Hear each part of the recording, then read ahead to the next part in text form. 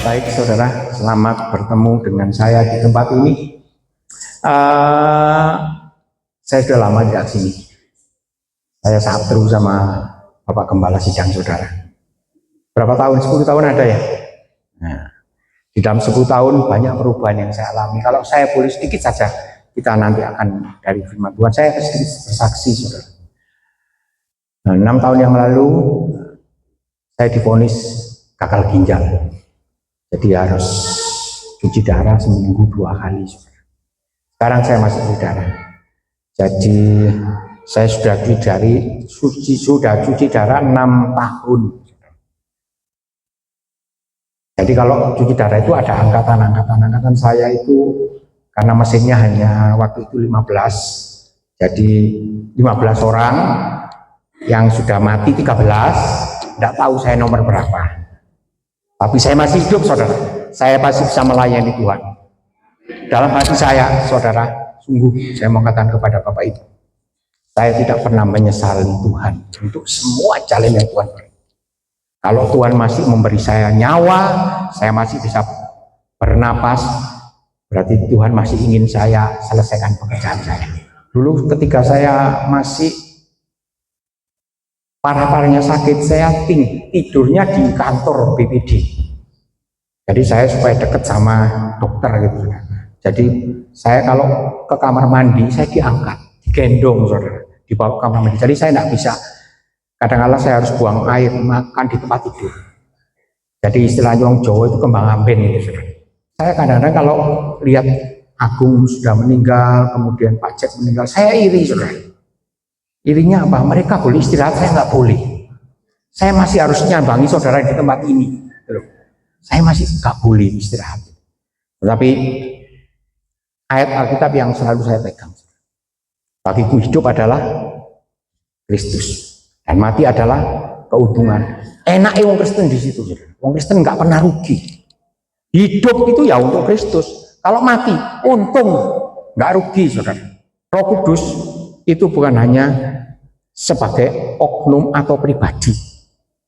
Ternyata di Alkitab itu jelas dikatakan bahwa itu adalah penghibur, roh penghibur. Kemudian dikatakan penolong.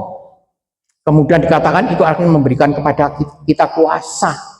Kemudian bahkan dikatakan bahwa dia akan mengisapkan dunia akan dosa-dosanya, mengingatkan kita semua akan ajaran Tuhan Yesus. Pada pagi hari ini firman Tuhan berjudul Bermisi dengan Roh Kudus. Kita baca kitab Yunus 1 ayat yang ke-1. Bangunlah, pergilah ke Niniwe, kota yang besar itu, berserulah terhadap mereka karena kejahatannya telah sampai kepadaku. Tetapi Yunus bersiap untuk melarikan diri ke Tarsis, jauh dari hadapan Tuhan. Ia pergi ke Yafu dan mendapat di sana sebuah kapal yang akan berangkat ke Tarsis. Ia membayar biayanya, perjalanannya, lalu naik kapal itu untuk berlayar bersama-sama mereka ke Tarsis, jauh dari hadapan Tuhan. Sama Tuhan, Tuhan mengutus Yunus untuk berangkat ke Niniwe. Niniwe itu adalah dosa, kota di mana tempat dosa yang penuh dengan kejahatan. Dan Yunus disuruh berangkat ke sana. Kamu berangkat tuh. Khotbah di kono, menangkan orang-orang di Niniwe supaya mereka bisa bertobat. Tetapi apa yang dilakukan Yunus? Dia melarikan diri menuju ke Tarsis lewat Yafu. Kenapa?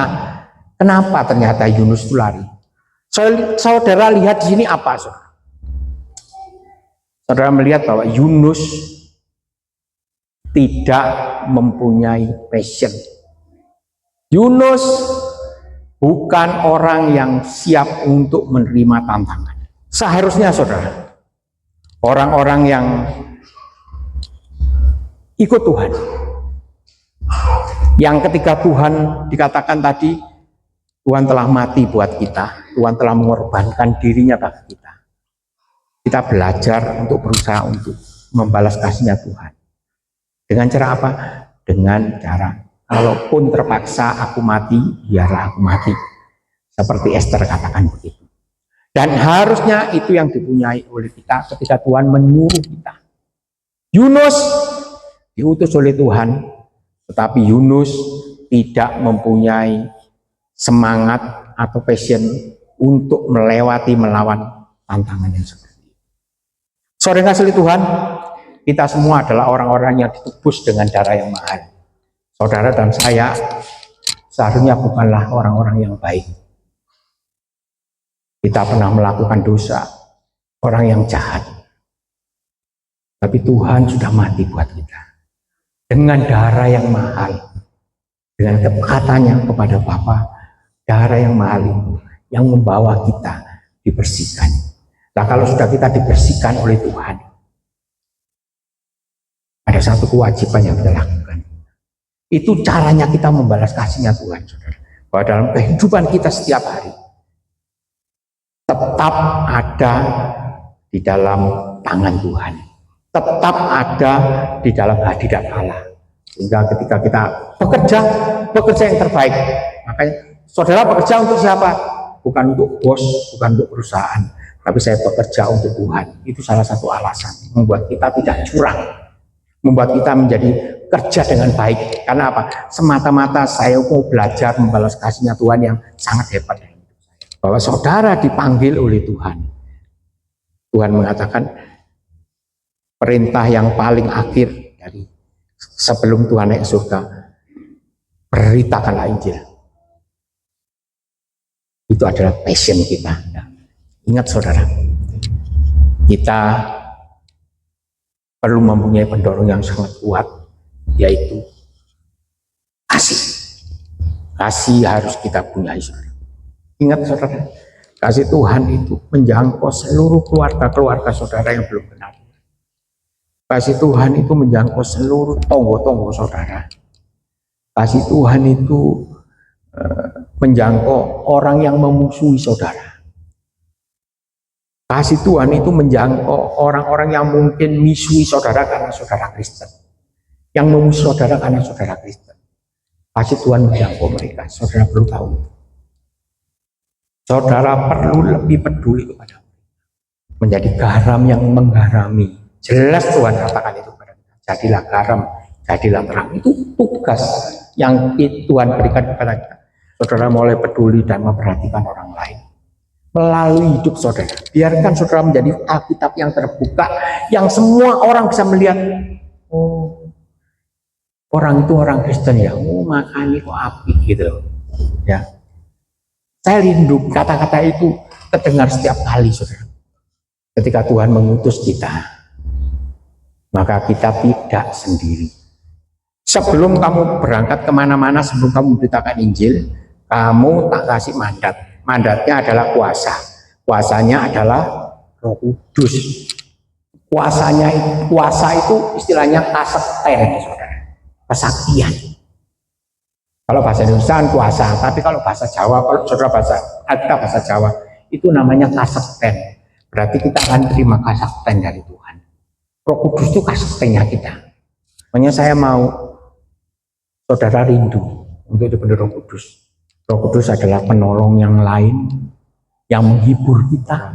Kita punya paket lengkap sebenarnya. Bapa yang memelihara kita setiap hari, saudara.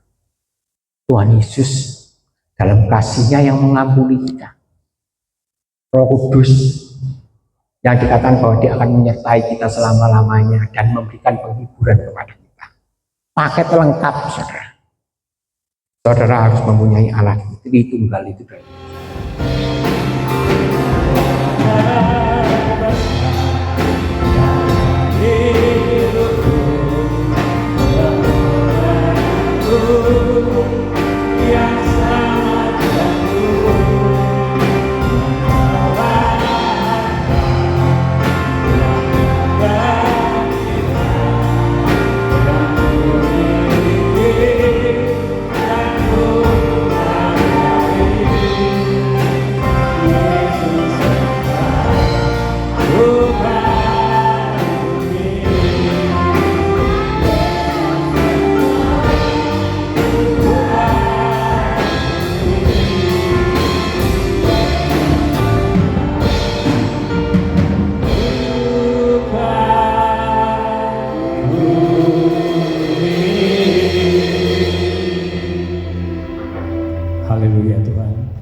Sekarang angkatlah roti di tangan kananmu. Dan ketika mereka sedang makan, Yesus mengambil roti, mengucap berkat, memecah-mecahkannya, lalu memberikannya kepada murid-muridnya dan berkata, ambillah, makanlah, inilah tubuhku. Di dalam nama Tuhan Yesus. Terima kasih. Sekarang cawan di tangan kananmu, saudara. Sesudah itu ia mengambil cawan, mengucap syukur, lalu memberikannya kepada mereka dan berkata, minumlah kamu semua dari cawan ini, sebab inilah darahku, darah perjanjian yang ditumpahkan bagi banyak orang untuk pengampunan dosa. Akan tetapi aku berkata kepadamu, mulai dari sekarang aku tidak akan minum lagi hasil pokok anggur ini sampai pada hari aku meminumnya, yaitu yang baru bersama-sama dengan kamu dalam kerajaan Bapa-Ku. Di dalam nama Tuhan Yesus.